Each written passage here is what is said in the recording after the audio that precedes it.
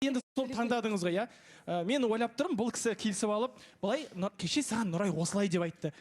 Мен Эльдар айтты да, мен оның жанды жерін білем. Осылай деп айтсаң, ол аузын жаба қалады деген сияқты, мне так кажется.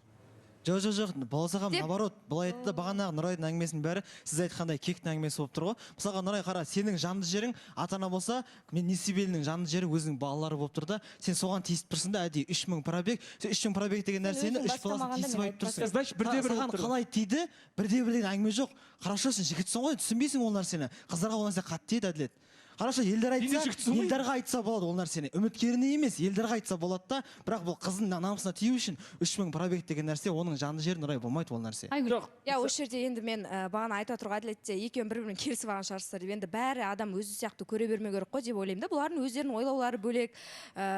Мен былай айтқым келіп тұр, енді негізінде Нұрайға жалпы ауыр айтқым келіп тұрған жоқ, негізі ауыр айтуға болады балаусахан. Мынандай ситуацияда біраз сөздер менде аузынан шыққысақ келіп тұр, біздің де аузымыздан ше. Бірақ енді қойшы деп ауыр айтпай қойық, біреудің көңіліне тимей қойық деген нәрсені ойлаймыз да біз.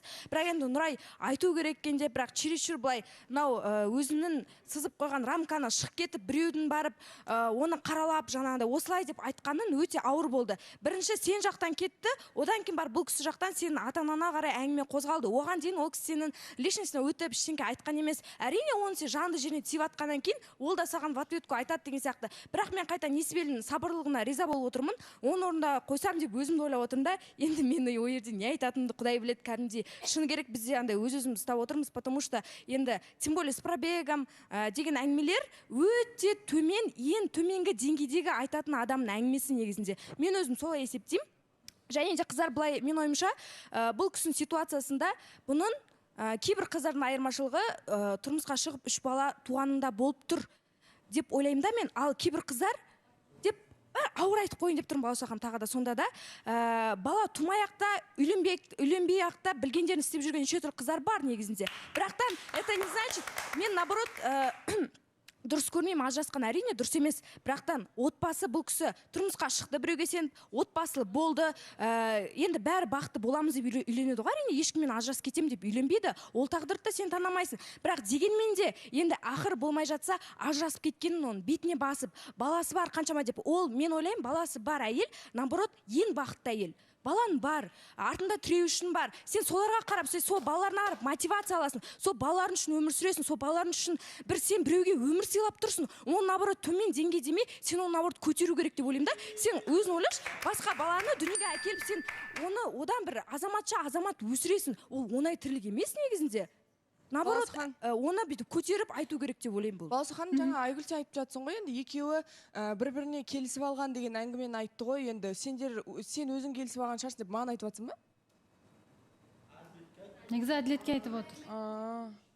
Жоқ, просто ол пікірді мен айтқаннан кейін мен ойлап отырмын да, мен Сержанмен 1 жыл келісіп алып қалай жүрмін деген сияқты. Енді ол кісінің жұлдызы маған қарсы болса, енді мені кінәлемесім ғой. Я, мен ештеңе айтқым келіп тұрған жоқ, Балауса ханым. Келісіп алама, енді ол жағын енді Айгүлдер айтпай-ақ қойсын, Гүлжан екеуі. Хорошо? Хайпажорлар сөйлемей-ақ қойсыншы маған қарай. Саламатсың. Қарға қараған көзің шықмайды ғой, ойынды мешеш. Тілімді қышпай ғана отыршы. Әділет тасташы болды. Балаусағам саламатсың, құлпырт тұрсың. Мына жерде мен бір Елдарға айтарым да, Елдар, сен тазаңда актер екенсің деймін да. Мен мысалы Балаусағаным, алдында мен өзім апта жарым ба эфирде болмадым, 2 апта. Мен келгеннен кейін Елдар маған мынандай сұрақ қойды. Кеше мен эфирімді көрдің ба, сен жоқтан маған бір Ақтаудың қызы келді ғой деп. Жоқ, байқамаппын дедім. Сол баяғы бір караоке бар еді ғой, біз караокеге бір әңгіме шығып кеткен жоқ па Балаусағаным? Сол кезде қыздардың құрбысы деді. Енді қалай деп едім, жақсы ғой анау-мынау, бірақ 3 баласы бар деді. Дедім ба, қоя қойдым. Ұнасаңшы кейін қарай шақырып алшы деп едім. Сол шақырып алып қайып көтеру керек шығар деді. Содан кейін 2 күннен кейін Елдар, міне сен андай мына жерде қаншадай қызы өтірік айтып отырсың ғой. Жоқ, бұл жерде кино ойнап отырған натурист сен. 2 күннен кейін Несібелі келді. 2 күннен кейін. Ертесіне екеуміз магазин жаққа баратқанда, ол жерде Нұржан бар, Бекзат бар, Жәнібек бар. Екеуміз артта, 3-еу алда келатты. Мен сұрақ қойдым. Сен алдында айтқан осы қыз емес па дедім? Я дедім сен. Енді серьезно ма дедім? Жоқ, анау-мынау дедім. Не үшін деп едің? Сен ағыл дедің. Досым спортивный клуб ашты дедім. Мен спонсорым дедім. Дұрыс па? Сен соған реклама істеуің керек, мен сол үшін ұстап жүрдім дедім. әңгіме шындығы ол. Баласағам. Как она есть по факту. Мына жерде сен Нұрайды өтірік айтты деп, өйтіп мынараға келіп кино ойнама. Мына жерде қашадай қыздың көз жасын төгіп отыр мынарда. Шырылдап шындық айта алмайды. Баласаған мен Мына жерде Мадина отыр. Ринат, айта Шырылға. кетіңізші, шақырамын деп айтты ма сонда? Мен өзім айттым оған, шақырмадың ба не деп. Сосын үндемей қалды, бірақ ертесіне 2 күннен кейін несібелі келді уже. Несібелі? Сізді Елдар шақырды ма? Жоқ. Эльдар Сіз өзіңіз келдіңіз. Конечно, өзім келдім. Мына жерде мен Елдар, Мен айтып кетейін, иә. қараңызшы, жан жақты сіз Менің туралы неше редакторлар- түрлі әңгіме. Және көбісі сіз бір-біріне жанасады, ұқсайды пікірлер. Менде дәлел көп. Менде редакторларға жазған сообщениемді көрсете аламын. Эльдар білмесінші, өтініш. жоқ, несібелі бір минут сөз Несібелі, қазір ол әңгімені қоя тұрыңыз. Бірінші Елдар.